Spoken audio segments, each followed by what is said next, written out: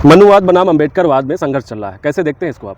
देखिए, समाज में कुछ उद्दंड लोग असामाजिक तत्व अराजकता फैलाने काम कर रहे हैं। मैं यही कहूँगा कि जितना गलत अम्बेडकर दहन करना है उतना ही गलत मनुस्मृति दहन करना है। लेकिन जब अम्बेडकर दहन करने वाले लोगों को सज़ा होती है तो मनुस्मृति दहन करने वालों को सज़ा क्यों नहीं होती है? मैं यही पूछना चाहता हूँ। क्या कानून में एकरूपता नहीं है? दोहरे पैमाना अपना करके आप समाज को चला सकेंगे?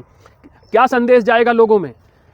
अगर मनुस्मृति को मानने वालों लोगों की कमी नहीं है कि आप उनकी धार्मिक पुस्तकों को जलाएंगे, उनकी आस्था के साथ खिलवाड़ करेंगे। मैं देख रहा हूँ ग्वालियर के अनिल मिश्रा जी ने आरक्षण के खिलाफ मोर्चा खोला, उसके लिए व्यापक लड़ाई उन्होंने शुरू की और आज उनको निशाना बनाते हुए उनके ऊपर FIR कर दिया गया और SC/ST एक्ट में उनको नामजद करके गिरफ्तार कर लिया गया। अब मैं पूछना चाहता हूँ कि वो लोग कहाँ हैं? उनके खिलाफ कार्रवाई शासन क्यों नहीं करता है? जिन्होंने खुलेआम पब्लिकली मंचों पर खड़े होकर के मनुस्मृति दहन किया है, आग लगाई है, उनकी गिरफ्तारी कब होगी?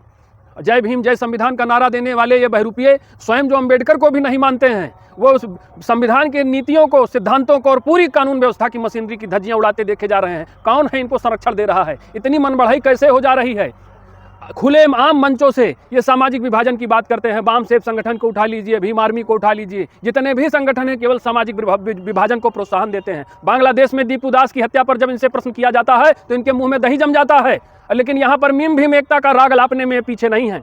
कहाँ गए तुम्हारे जोगेंद्र नाथ मंडल जो मीम भीम एकता के ब्रांड एम्बेसडर बने थे?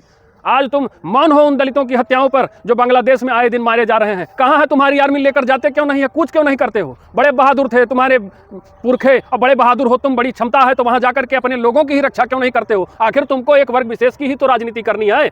इस घृणित मानसिकता से समाज का विभाजन जो कर रहे हो, समाज रहेगा, देश रहेगा, तभी तुम्हारी राजनीति में भागीदारी होगी, तभी देश में राजनीति चलेगी। इतनी गंदगी और इतना जहर समाज में घोलने का काम मत करिए। लगेगी आग तो आएंगे घर कई जद में, यहाँ सिर्फ मेरा मकान थोड़ी है। इस बात को समझिए।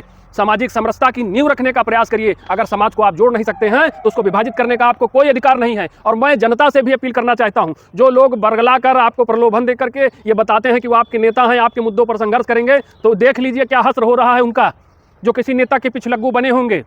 बांग्लादेश का उदाहरण उठाइए, पाकिस्तान का उदाहरण देखिए, अपने भारत में विभिन्न घटनाओं से सबक सीखिए, क्योंकि 20-25 साल बाद जो व्यवस्था होगी ये नेता अपनी गति को प्राप्त हो जाएंगे, लेकिन आपके परिवार की सुरक्षा करने के लिए कोई नहीं आएगा। इसलिए समय रहते अपनी एकजुटता को मजबूत करिए, अपनी एकता को मजबूत करिए, अन्यथा बहुत देर हो जाएगी और फिर उस देर में आपको अपनी आंखें खोलने का समय नहीं मिलेगा।